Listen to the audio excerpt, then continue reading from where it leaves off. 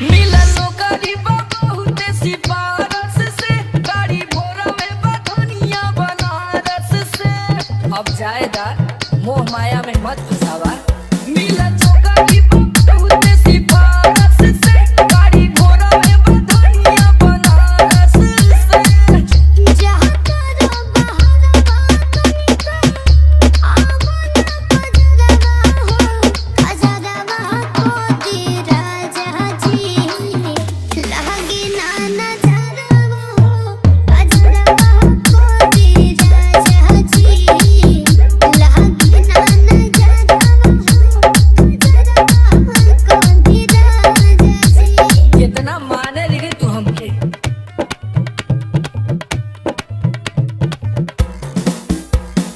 बाबा डीजे, बाबा डीजे, बाबा डीजे, बाबा डीजे। रुधौली बस्ती, रुधौली बस्ती, रुधौली बस्ती, रुधौली बस्ती, रुधौली।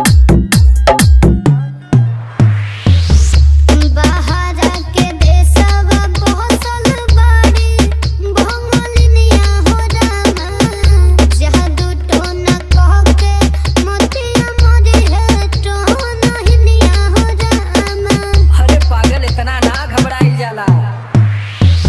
इतना डेराई रुपया कोई से कमाई बे गोरी।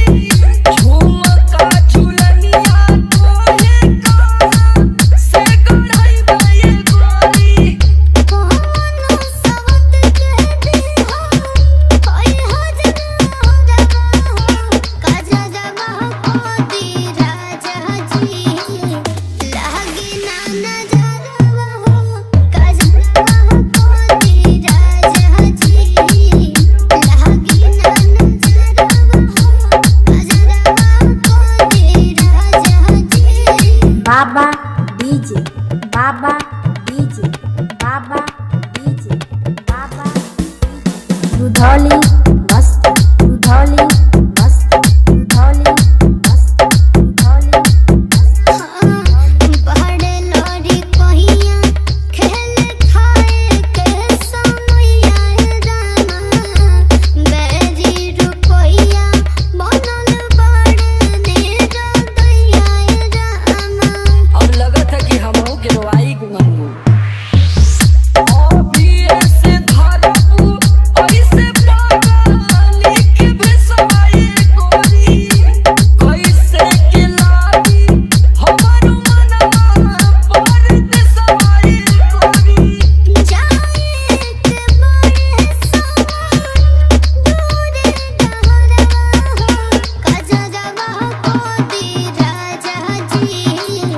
लागे ना नजरवा हो, काजरवा को दी बाबा राजा डीजे, जी। बाबा लागे डीजे, ना बाबा नजरवा हो, काजरवा को दी रुधौली बस्ती, राजा जी। रुधौली अरे आलोक भैया 10 साल से वही कमाते हुए ना, हम ही के कुल सुग्गा बना लेती। बस्ती, रुधौली बस्ती, रुधौली बस्ती।